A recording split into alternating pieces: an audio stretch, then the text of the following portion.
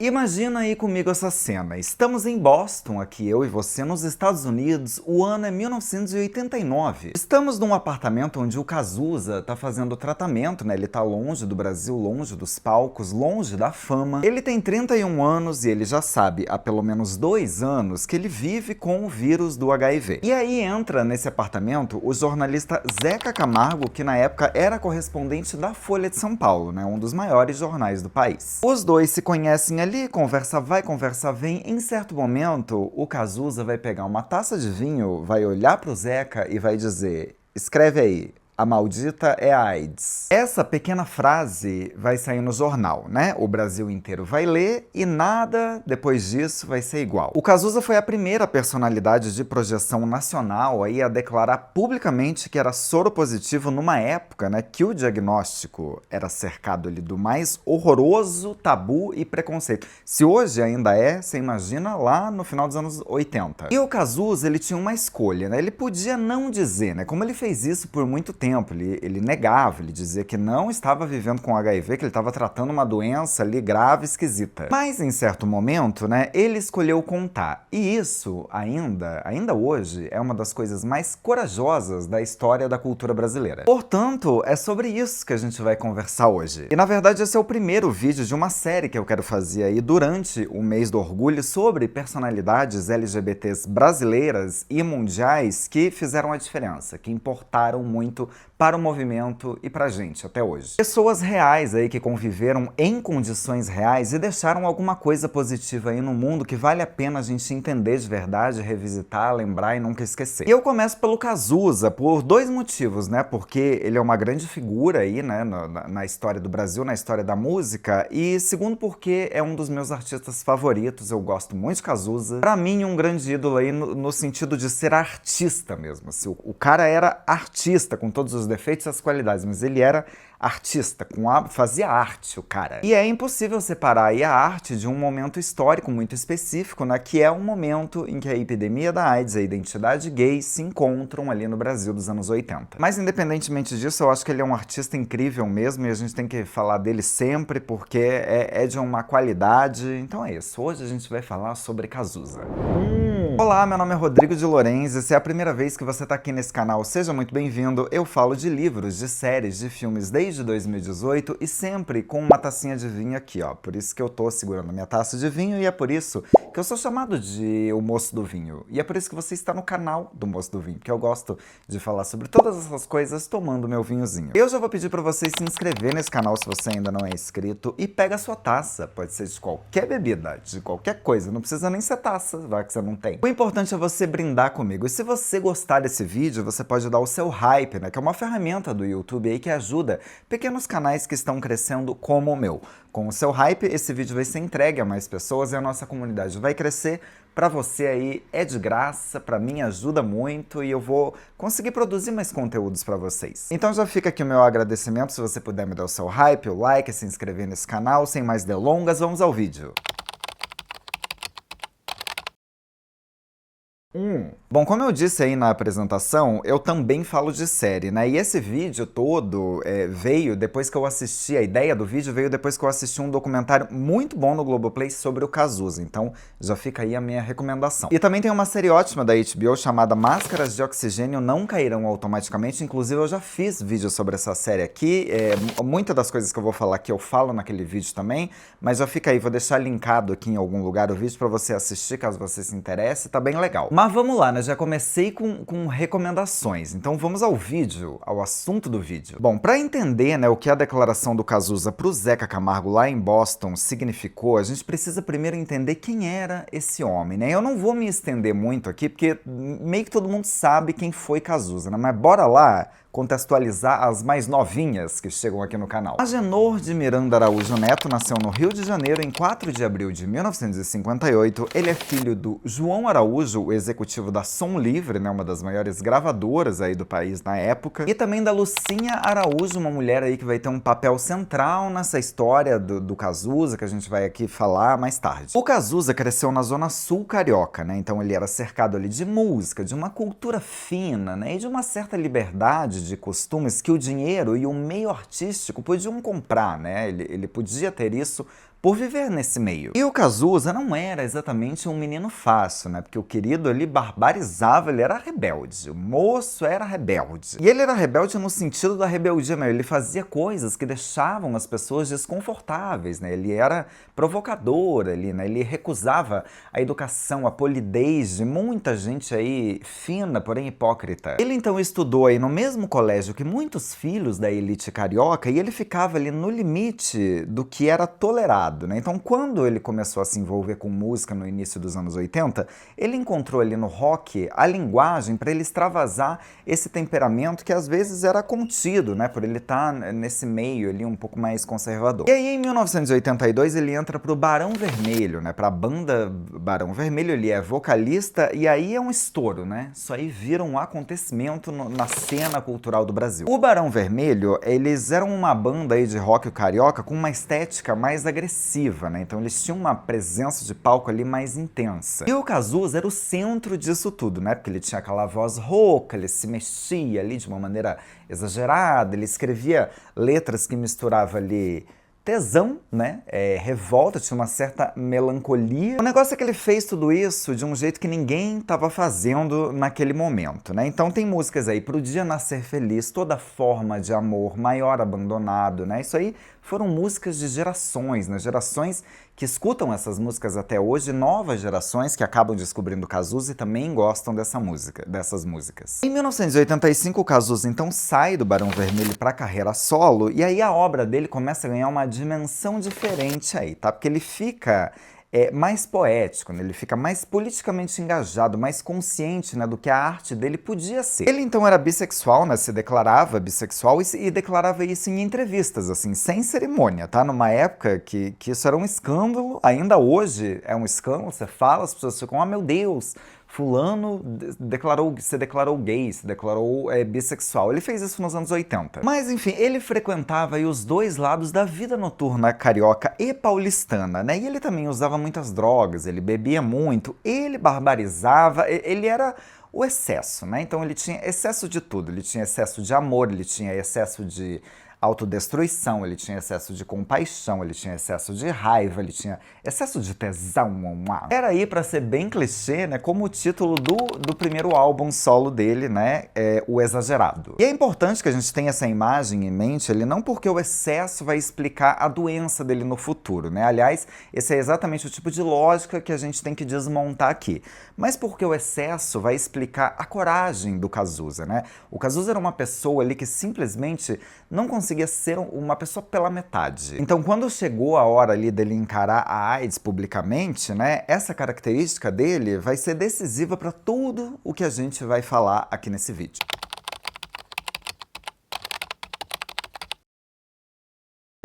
Bom, mas como é que tava o Brasil, como é que tava o mundo, né? Mas especialmente o Brasil na época do Cazuza, na época em que o Cazuza era ainda somente um exagerado. Bom, o país estava vivendo aí um momento bastante turbulento, né? Porque era a transição para a redemocratização depois de 21 anos de ditadura militar. Tinha uma urgência ali, né, por liberdade, e a geração do Cazuza não queria essa liberdade só na política, né, na hora de votar. Eles queriam liberdade também nos costumes, a liberdade do próprio corpo. E aí a liberdade sexual também, né? Porque todo mundo viver ali mais livremente, podendo exercer, né, as suas vontades. Mas no meio disso tudo, né, chegou quem? Chegou ela. Chegou a maldita. A AIDS chegou no Brasil aí no início dos anos 80, né? Os primeiros casos diagnosticados são de 1980 mesmo, mas ela chegou embrulhada ali numa embalagem de narrativas que deixam ela menos como uma doença e mais como um veredito moral. Os primeiros casos aí identificados no Brasil eram, em sua maioria, homens homossexuais das classes média e alta, né? Isso aí então já foi o suficiente para que a opinião pública e a imprensa e a igreja e o Estado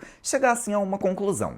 A AIDS era uma doença deles, né? Lá das gays, das bis. A comunidade LGBTQIAPN+, que nem tinha, né, essa sigla, e essa comunidade que estava lutando por direitos civis, né, pelo básico nessa democracia que ainda estava nascendo, né, ela já começou a ser vista de forma muito cruel pela sociedade. Quer dizer, ela começou essa comunidade começou a ser vista ali como uma transmissora da doença, né? Essas pessoas eram fatais e elas tinham que morrer. Quer dizer, a AIDS era uma consequência de um estilo de vida que a sociedade já não aprovava, portanto um castigo. Pensa aí no pavor de tudo isso, né? Então você tinha a imprensa toda, né? Jornais, revistas, televisão, todo mundo chamando a doença de câncer gay, de peste rosa, de doença cor-de-rosa. Esses eram os termos oficiais, tá? Que tava ali no jornal, em manchetes de reportagem editoriais. Então isso dava uma autoridade, né? O jornal tava chamando desse jeito. E aí, em 1985, o arcebispo do Rio de Janeiro, o Dom Eugênio Salles, ele foi ao Jornal do Brasil, e ele vai dizer que a AIDS era um castigo divino, tá? Para a homossexualidade. Era Deus punindo os gays. Inclusive, dá uma olhada aqui nesse vídeo que mostra como as pessoas pensavam nos anos 80. Oi, dá aqui uma entrevistinha pra gente. Você tem ouvido falar em noticiários, jornais, TV, rádio sobre assassinato de homossexuais? Já sim. E o que você pensa disso? Eu acho que tem mais é que assassinar mesmo. Who's here? I'm here. You're here. Você é a favor que mate? Matar. Mas o que você acha de toda essa violência, esse comportamento que está vendo contra ele? Acho que tá certo. Você acha certo? Por quê? O homem nasceu pra ser homem, vai ficar virando. Aí não dá não. Mas especificamente contra eles, o que você pensa? Eu tenho muito contra eles. Tenho muita coisa contra eles. Eu acho que eles estão poluindo a cidade de São Paulo. Eu acho que não deveria existir homossexual. Eu acho que não deveria existir. É complicado, tá? Agora pensa no que isso fazia com as pessoas que adoeciam, né? As pessoas que sofriam com essas declarações. Então você estava ali doente e culpado, né? Você estava morrendo e você estava sendo punido também por estar morrendo. Essa doença aí vinha acompanhada, né? Acompanhada de um julgamento que destruía qualquer possibilidade de solidariedade, né? Do cuidado da pessoa, de você ser tratado como um ser humano que precisa de ajuda. Muita gente então fazia o quê? Escondia o diagnóstico, né? Escondia da família, escondia dos amigos, até que eles morriam, né? Eles morriam sozinhos porque todos tinham muita vergonha de contar o que estava acontecendo. E aí o medo, né, do contágio simplesmente esvaziou qualquer pauta sobre liberação sexual que estava vindo nos anos anteriores. Então, diante desse horror todo, né, esconder o diagnóstico era uma saída ali para as pessoas sobreviverem, né, para elas não perderem um emprego, para elas não serem completamente excluídas, né, por amigos, por familiares. Então esse pavor todo era o mundo em que o Cazuza adoeceu. Foi exatamente nesse momento em que ele vivia. Bom, bem nesse começo aí, né, não havia muitas ações do governo, né, não tinha políticas públicas, então quem tomou conta da narrativa, né? Quem que você acha? Os conservadores. Para eles, o vírus não era só uma questão biológica de saúde pública, né, mas sim uma arma para impor regras da moralidade. O HIV deixou, né, de ser tratado como um vírus e passou a ser encarado como um castigo, né? Inclusive eu ouvi de um familiar que não faz muito tempo não, sei lá, tem uns 10 anos, que para mim é pouco tempo. E esse familiar achava que o HIV só acontecia com gays, com homossexuais mesmo, e com homens, tá? Bom, ele dizia que era um castigo divino, né? E aí quando você eleva o preconceito, né, ao nível da teologia da igreja, né, isso causa um discurso muito poderoso, principalmente no Brasil, né? Um Brasil extremamente religioso, um país aí com muitos católicos, com muitos evangélicos. Isso, obviamente, aí foi, né, uma estratégia, né? Porque se a doença é um castigo de Deus, ajudar o doente era ir contra a justiça divina. Então você estava indo contra Deus. Esse discurso aí fazia várias coisas, né? Servia para tirar a responsabilidade do Estado, bloqueava qualquer empatia e ainda validava a violência contra a comunidade LGBT. Isso tudo foi uma força aí que bateu de frente com as campanhas de solidariedade da época, como as do sociólogo Betinho, que lutava desesperadamente aí para desvincular o vírus dessa ideia absurda de pecado. Mas voltando para o Cazuza, né, ele enxergava toda essa engenharia social conservadora como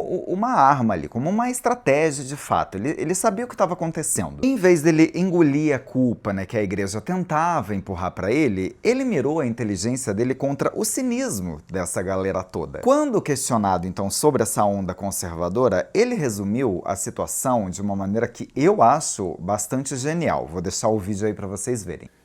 Você tá muito doente mesmo? Eu não tô um cara de doente, né? Eu tive muito mal mesmo. Mas agora eu tô ótimo. Tô levando minha vida normal, tô fazendo meus shows, fazendo minhas farras, tomando meu porre. Tá Eu tô perguntando isso porque você sabe, quer dizer, tá sempre muito associado o teu nome a AIDS. AIDS, é. Você tá aidético? Não tô aidético, não. Eu tive um problema muito sério, entendeu? Eu tive uma coisa de pulmão seríssima, estranhíssima. E realmente eu achei que eu tivesse com AIDS. E não tinha coragem de fazer o exame, né? Mas agora tá tudo legal. Agora, essa coisa de AIDS e de tudo, às vezes eu acho que eu devia até participar mais, sabe? Fazer... Não andaram te convidando a fazer campanha de prevenção? Olha, nunca me convidaram, assim, de ligar para minha casa e perguntar. Agora, se tivessem me chamado, aquelas primeiras campanhas eu não faria. Porque eu não faria nunca uma campanha que diz assim, AIDS mata, não tem cura. Eu acho que a AIDS tem cura e eu acho que a AIDS não mata. Mata quem quer morrer. O quê? Você achava as campanhas preconceituosas? Eu não chegaram a me chamar, mas se me chamassem eu ia dizer não. Entendeu? Se me chamassem assim, vamos num hospital de aidéticos para você falar, ver as pessoas, eu iria. Iria numa boa, dar uma força, dinheiro, precisando de dinheiro para alguma coisa. Como tenho vários amigos com AIDS que eu dou grana para comprar o EZT, que é caro, ajuda essas pessoas, que são pessoas que estão próximas. Acho que a gente tem que ajudar quem a gente está vendo, assim, né? Agora, jamais faria uma campanha onde se diz que a pessoa vai morrer. Essa campanha vai prejudicar os aidéticos. Eles vão ver na televisão, AIDS mata, não tem cura, aí que eles vão morrer mesmo. Você já disse também que você achava que, de alguma forma, estavam utilizando essa campanha para fazer uma campanha de moralização, muito mais do que de saúde. Foi a matéria do JB, né? Você acha isso ainda? Acho ainda. Eu acho que a AIDS caiu como uma luva, né? Um modelinho perfeito da direita e da igreja, né? Caiu assim, foi um taierzinho, eles estão, entendeu? Nunca tiveram tão elegantes. Uma coisa. E deselegantes, principalmente, né? É essa a sua opinião? Quer dizer, o que ele quis dizer, né? Ele analisou ali que os reacionários estavam sem argumentos para frear a revolução sexual, até que a epidemia vestiu eles ali com uma falsa autoridade moral. Esse trecho aí que vocês assistiram foi uma entrevista para Marília Gabriela, né? No programa Cara a Cara da Bandeirantes, em 6 de dezembro de 1988. Durante essa entrevista aí, ele vai citar vários ídolos, né? O Humphrey Bogart, o James Dean, né? E ele se autodefiniu ali como um cínico, revoltado e menino. A Marília Gabriela perguntou ali, né, para quem ele direcionava o seu desprezo, né? E aí ele disse que ele tinha um total desprezo pela direita e pela igreja. Ele falou tudo isso em 88, tá? Ele tinha uma consciência social muito clara, né? Para ele a direita representava um poder ali muito mesquinho, focado no próprio umbigo, né? E isso ia contra a visão dele de uma vida coletiva mais solidária. Já sobre a igreja, ele expôs ali a contradição, né? Porque por trás da fachada da moralidade, eles pregavam a divisão social e lucravam política e materialmente em cima do medo das pessoas. E a minha gata veio aqui para concordar, tá? Com o Cazuza.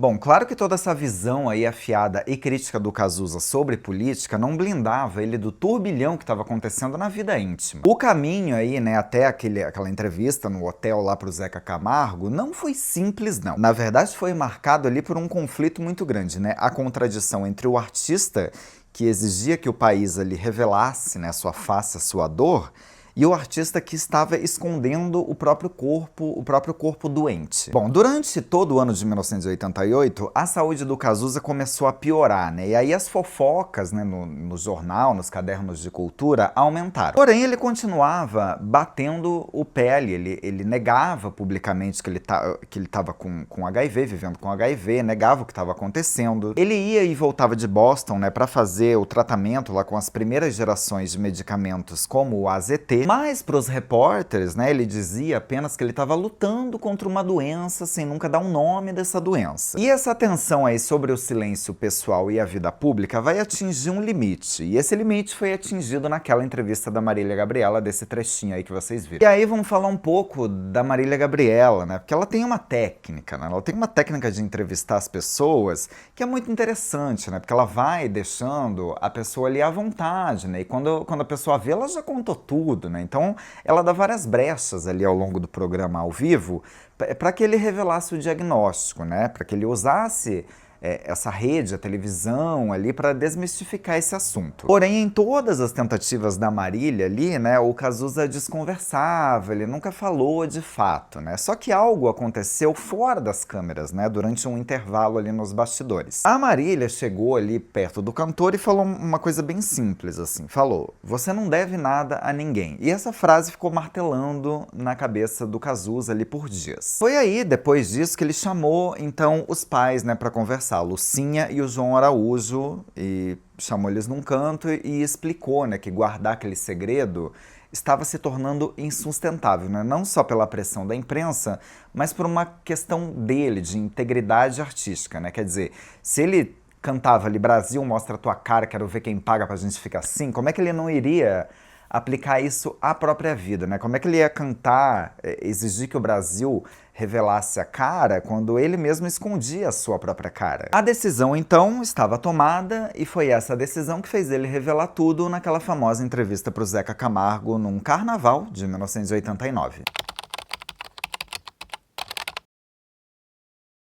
Bom, e agora a parte cruel, né? Porque esse país é cruel, né? A gente poderia imaginar que toda aquela honestidade do Cazuza fosse gerar uma cobertura jornalística mais humana, né? Mas é claro que não foi isso que aconteceu não, meu amor. A realidade do mercado editorial e da opinião pública na época foi outra, né? A revelação pública ali do diagnóstico não acalmou a imprensa, tá? Muito pelo contrário, deu só mais munição para eles começarem a explorar ainda mais, só que agora explorar o corpo doente do Cazuza, né? Explorar de uma maneira ali muito cruel. Aliás, um nível de crueldade que o país nunca tinha visto, né? Numa figura pública. Inclusive, isso aí é uma mancha, tá? No nosso jornalismo. Eu lembro que na época da faculdade, né? Eu fiz jornalismo, isso era tema de aula, né, de como não fazer, como não abordar uma situação. O auge, então, dessa violência chegou às bancas, tá? No dia 26 de julho de 1989, na edição de número 1077 da revista Veja. A capa vai trazer ali uma foto com um zoom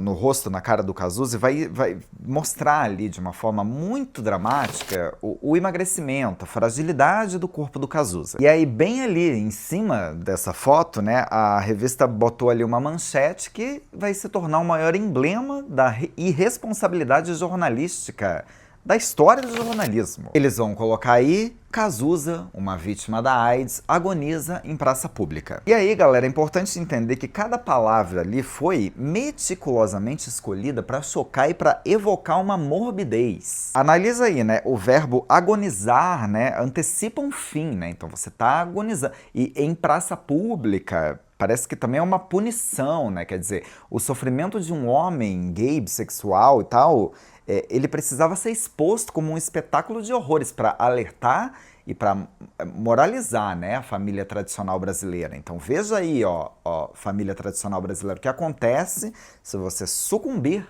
à homossexualidade. E o impacto de uma manchete dessas não fica só no papel, né? Porque produz ele traumas psicológicos, não só para o Cazuza, mas para todo mundo que estava vivendo com o vírus na época. Mas exatamente quando a revista começou a circular, o Cazuza estava descansando em Petrópolis, cercado ali da família e dos médicos. E aí, segundo relatos da própria Lucinha, né, a mãe, quando o Cazuza se viu retratado como um cadáver ali, né, na maior revista do país, isso provocou nele uma crise crise horrorosa, né? Então ele começou a chorar muito, né? Foi um choque emocional tão grande que a pressão dele despencou, o estado de saúde dele piorou, ele precisou ser tirado dali. Lembrando, gente, essa história toda é contada no documentário do Globoplay que eu citei. Se eu não me engano, quando eles foram fazer essa entrevista, o Cazuza não sabia do teor, ele esperava um teor totalmente diferente daquilo que foi impresso depois. Então a entrevista foi muito bacana, foi muito respeitosa, só que eles mudaram tudo, né? Foi mais a percepção do que eles viam do Cazuza, enfim.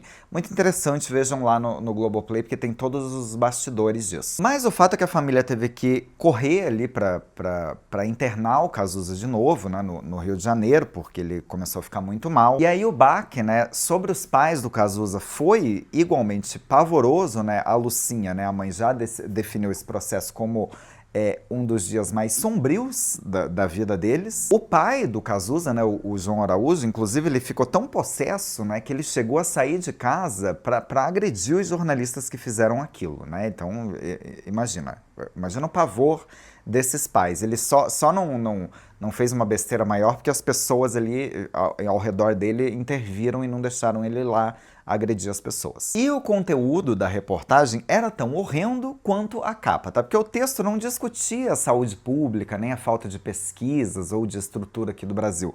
Só focava em pintar ali um corpo doente mesmo, né? A revista estava julgando e condenando a insistência do Cazuza em continuar vivendo, né? Tendo a sua vida pública, porque ele estava ali um cadáver. Quer dizer, a luta desesperada dele para continuar gravando, né? Compondo, indo a premiações, né? Ali até de cadeira de rodas, tudo isso foi interpretada como um exibicionismo, né? Não como uma resiliência, uma resistência. Era ali, como ousa você fazer isso aos olhos do público, sendo que você está morrendo por culpa sua? Só que estamos falando de Cazuza, né? E tudo isso não fez ele ficar quieto, não, tá? Na verdade, foi o completo oposto, né? Porque contrariando a ideia de que ele agonizava em praça pública, ele foi pra frente, tá? Ele começou a enfrentar todo mundo, começou a dar as caras pra falar. Inclusive, infectologistas da época vão falar aí que a transformação que ele fez, né, que aconteceu nos ambulatórios do Brasil depois de 1988, né, 89, aliás, pacientes ali que antes recusavam tratamento, que recusavam um diagnóstico, eles começaram a ir em clínicas para se tratar, por causa do Cazuza, porque o Cazuza começou a ir na frente das câmeras para falar sobre a doença. Segundo esses relatos aí, os pacientes ali pensavam, se o Cazuza podia dizer que era HIV positivo, eles também podiam. Quer dizer, então, a violência tentou ali transformar, né, o Cazuza numa aberração, mas a teimosia dele, essa coisa exagerada, acabou fazendo ele levantar uma bandeira de libertação, né, para milhares de pessoas. E é por isso que eu gosto muito do Cazuza, né, porque ele era exagerado em coisas que o prejudicavam, mas ele era exagerado também em coisas que fizeram muita diferença para o nosso país. Bom, vocês sabem aí, né, que o Cazuza não ia passar por tudo sem fazer tudo isso virar arte, né? Porque eu já falei que o homem era artista, com A maiúsculo. As obras que ele produziu ali nos seus últimos anos, né, os últimos álbuns, não são cartas de despedida, né? Não é uma coisa só melancólica. Na verdade, o que ele fez ali nas últimas músicas era um negócio visceral ali, porque ia misturar a tragédia pessoal dele com a desilusão, né, de toda uma geração que vivia naquele momento e que permanece até hoje. O grande ápice aí, né, dessa transformação foi o álbum Ideologia, lançado em 1988, quando ele tava lá em todo esse processo aí que eu comentei, quando ele tava mal. Então esse disco ele nasceu num negócio de extrema dificuldade, né, porque logo depois dele voltar daquela primeira temporada lá de exames, né, em Boston, quando ele ficou lá um tempo, ele já tinha clareza da gravidade do diagnóstico dele, né? O próprio Cazuza sabia então que ele tinha... O próximo trabalho dele teria um peso, né? Seria o disco da sobrevivência dele. Para vocês terem uma ideia aí, né, de como foi a gravação, a mãe dele no livro Só as Mães São Felizes, ela vai relatar ali cenas muito tristes, né? Então o Cazuza ficava prostrado na cama do hospital, né? Ele delirava, ele não sabia mais se era noite ou era dia, ele ficava ligado por um monte de tubo ali de respiração, remédio. E mesmo assim, nesses episódios, ele tinha forças, ele não sei como, de cantarolar e de revisar letras inéditas que fariam parte do álbum. Quer dizer, a proximidade ali com a morte funcionou para ele, né, como um combustível ali, ele tinha que falar, ele queria falar. No final de 1989, ele explicou isso de um jeito muito claro, né? Ele disse: parei de falar um pouco do meu quintal e passei a falar da minha geração. Quer dizer, se antes ele cantava ali sobre a boemia, o romantismo, né, agora ele começou a analisar tudo a partir da perspectiva da finitude, né? Então ele começou a olhar também pro país, né, pro Brasil. E foi nessa vibe aí que nasceu suas músicas mais políticas, né, as músicas mais tocadas até hoje. Estou falando aí de O Tempo Não Para, Brasil e Ideologia. Aliás, a música Ideologia, né, ainda hoje é o Brasil, né? É o diagnóstico do Brasil. Ele pós-ditadura, mas é o Brasil de hoje também. Tu pega a letra ali, Brasil. É Brasil. Por isso que é a música de abertura de Vale Tudo, né? Porque aquela novela também fala do Brasil. A original, tá? Não o remake. Mas o fato é que o Cazuza escancarou, né, a ferida ali de uma juventude que finalmente podia respirar o ar da liberdade, mas que descobriu que o terreno pela frente estava minado ali pelo caos econômico, pela corrupção, por uma doença misteriosa que surgiu. E aí, explicando, né, essa música na época, o Cazuza vai fazer uma comparação interessante, né? Ele disse que ele foi criado em plena ditadura, né? Quando não se podia dizer isso, aquilo, tudo era proibido, então era uma geração muito desunida. Nos anos 60, as pessoas se uniam por uma ideologia, né? Então eu sou de esquerda, você é de esquerda, vamos ser amigo, né? Eu sou de direita, você é de direita, vamos ser amigo. A ideologia juntava as pessoas. E aí ele vai dizer que a geração dele, né, ali dos anos 80, se uniu pela droga, né? Então, ele é careta, ele é doidão. Se você é careta, você vai pra lá, se você é doidão, você vai pra lá.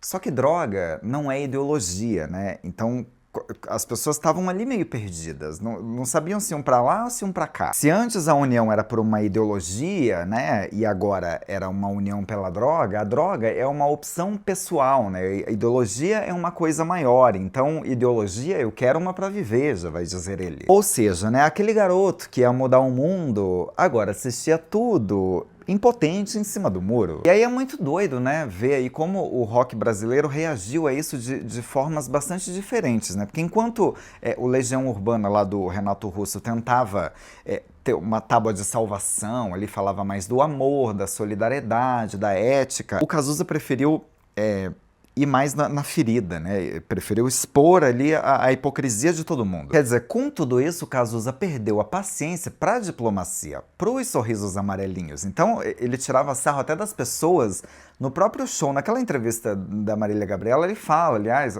as pessoas com dinheiro, né, que ficam ali na frente do meu show, o pessoal que não tem muita grana fica lá atrás. Ele sabia muito bem em que terreno ele estava pisando. Isso, claro, aí rendeu momentos polêmicos, né, como o protesto em que ele cuspiu na bandeira do Brasil num show do Canecão, né, ou quando ele enfrentou as vaias do público, que não estava gostando muito do que ele estava fazendo, não. No palco, a fraqueza no corpo dele obrigava ele a ser mais econômico, né? Então muitas vezes ele fechava os olhos, ele se concentrava na voz, ele se concentrava em outras coisas, e tudo isso vai deixando a apresentação dele muito mais bonita, né? No sentido de que ele faz as coisas com mais delicadeza, mas sem perder ali o impacto, né, do que ele queria cantar, do que ele queria falar. E aí a tradução, né, o resumo de tudo isso, a coisa mais genial está presente numa das minhas músicas favoritas dele, que é Blues da Piedade. Essa música foi composta, né, junto com o Frejá, né, que era do Barão Vermelho, e de novo foi composto ali numa cama de hospital. E essa música nasceu ali da repulsa que ele sentia, né, ao ver os olhares de pena, né, que os amigos, que os familiares, que os visitantes, que os médicos davam a ele. Então, em vez dele aceitar o papel ali de coitadinho, ele inverteu tudo e redirecionou o pedido de piedade divina não para si, mas para as pessoas de alma bem pequena, né, para os moralistas, para as pessoas que não tinham empatia. Quem não ouviu essa música, por favor, vá ouvir e destrinche a letra, porque é genial. Tem uma parte lá que ele fala: para quem vê a luz, mas não ilumina as suas mini certezas, tá? Para quem vê a luz, mas não ilumina as suas mini certezas. Enfim, pro Cazuza, a falência que merecia lamentação, né, não era da saúde dele, mas era a falência daquelas pessoas que estavam celebrando a ruína e que viviam essa vida hipócrita e pavorosa. Aqui eu até peguei aqui, tá? Ó, para as pessoas de alma bem pequena, remoendo pequenos problemas, querendo sempre aquilo que não tem. Para quem vê a luz, mas não ilumina suas mini certezas, vive contando dinheiro e não muda quando é lua cheia. Para quem não sabe amar, fica esperando alguém que caiba no seu sonho. Essa aí. Bom, mas a grandeza e a importância do Cazuza vai muito além das músicas, né? Então, a morte dele no dia 7 de julho de 1990 não colocou um ponto final ali na influência dele, muito pelo contrário. Essa dor ali de perder, né, o maior artista daquela geração com apenas 32 anos funcionou para uma grande mudança no Estado brasileiro que acabou avançando ali leis que depois salvariam milhares de pessoas nos anos seguintes. E tudo isso veio, inclusive, da própria família do artista, por isso que lá no começo eu comentei que a mãe do Cazuza ia ter uma importância grande nessa história aqui. Ainda em 1990, liderada aí pela mãe do Cazuza, né, com o apoio do pai ali, do João Araújo, a família fundou uma ONG, a Sociedade Viva Cazuza. O objetivo inicial da ONG ali era tentar mudar uma realidade muito dura no Brasil daquela época, né? No meio do pânico, né, e da certeza ali que a AIDS era um castigo, o Brasil estava vivendo uma cena bastante perturbadora até hoje. Na época, bebês e crianças infectadas pelo HIV estavam sendo abandonadas ali em hospitais públicos e maternidades. Então essas crianças não tinham o menor amparo do Estado, né? E foi assim que a Sociedade Viva Cazuza nasceu. Ele primeiro como um abrigo, né, para cuidar dessas crianças, e depois aquilo foi mudando e vai virar referência ali, porque eles começaram a promover ajuda jurídica, né, para cobrar respostas diretas do governo federal. Toda essa batalha aí se apoiava na recém-criada Constituição de 1988, que trouxe pela primeira vez a ideia de que a saúde era um direito de todos e era um dever do Estado, né? E foi aí que criaram o SUS. Só que colocar isso em prática era outra história, né? Porque os primeiros tratamentos antirretrovirais que surgiram lá fora eram extremamente caros, né? E o governo não queria bancar essa conta, né? Trazer remédio do exterior, dos Estados Unidos, era muito caro. E para tratar pessoas com HIV, né? Não estão interessados. Mas a pressão dos ativistas aí foi muito forte, né? E aí obrigou o Congresso Nacional a agir. E por causa dessa ação, o Brasil acabou sendo vanguarda no direito de saúde de pessoas que vivem com HIV. Então, em 1996, a partir de um projeto aí do José Sarney, foi aprovada a histórica Lei 9.313, sancionada em 13 de novembro, né? Essa lei mudou para sempre a epidemia no país porque ela obrigava o SUS a distribuir medicação de graça e sem interrupção de todos os remédios essenciais para o tratamento de HIV e da AIDS em território nacional. Para vocês terem uma ideia, puxando, né, lembrando aí dos Estados Unidos, não é de graça, tá? As pessoas têm que pagar para ter esse tratamento. Mas claro que essa vitória aí não caiu do céu, tá? Porque as ONGs já estavam encurralando ali o governo, a justiça, já estavam pressionando a aprovação dessa lei, e deu no que deu, né? Por causa disso, hoje somos referências, por mais que alguns políticos aí tentem barrar, às vezes, né, esses progressos de saúde pública. Mas colocar essa lei em prática aí exigiu muita coragem, né, nas gestões seguintes. Então, ministros da saúde como Lair Guerra e, a partir de 98, o José Serra, eles usaram a ética e a força dessa legislação para bater de frente ali com o cartel da indústria farmacêutica e com a Organização Mundial do Comércio. Porque claro que essas organizações, essas associações não gostaram muito dessa coisa de distribuir medicação de graça, né? Porque vão perder dinheiro. Portanto, invocando ali um estado de emergência sanitária, o Brasil ameaçou quebrar patentes e passou a produzir versões genéricas dos remédios em laboratórios públicos, né? Como o Farmanguinhos e o Instituto Butantan. O próprio José Serra, inclusive, declarou anos depois que brigar, né, para reduzir o custo desses remédios, né, como o AZT, foi o que realmente permitiu que a lei saísse do papel. E o resultado dessa política aí de Estado foi que o país viu as taxas de internação e mortalidade por AIDS despencarem. Então aquela roupinha perfeita, né, do castigo que os conservadores usavam